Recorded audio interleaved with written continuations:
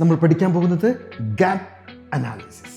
Very very important. ഓരോ business ഓണറും നിർബന്ധമായിട്ടും അറിഞ്ഞിരിക്കേണ്ടത്. ഈ നേരത്തെ പറഞ്ഞ മെഷറബിളിൻ്റെ ഒരു ഘടന കൂടിയാണ്. എങ്ങനെയാണ് നമ്മളിത് മനസ്സിലാക്കുന്നത്? എന്താണ് ഗാപ്പ് അനാലിസിസ്? ഗാപ്പ് അനാലിസിസ് എന്ന് പറയുന്നത് നമ്മുടെ ഇപ്പോഴത്തെ കറണ്ട് സ്റ്റാറ്റസിനെ അത് ഫ്യൂച്ചർ ഡിസയറുണ്ട് അതിൽ നമ്മൾ കമ്പയർ ചെയ്തിട്ട് അതിന് വേണ്ട എത്താനുള്ള ചേരുവകൾ ചേർക്കുന്നതാണ് ഗാപ്പ് അനാലിസിസ്. ക്ലിയറാണോ? നമുക്കാദ്യം ഇപ്പോഴത്തെ കറണ്ട് സ്റ്റാറ്റസ് അറിയണം. അതോടൊപ്പം തന്നെ ഫ്യൂച്ചറിൽ നമ്മൾ എവിടെ എത്തണം എന്ന് മനസ്സിലാക്കിയതിന് ശേഷം ഈ രണ്ടിൻ്റെയും തമ്മിലുള്ള ഡിഫറൻസ്, അതാണ് ഗാപ്പ്.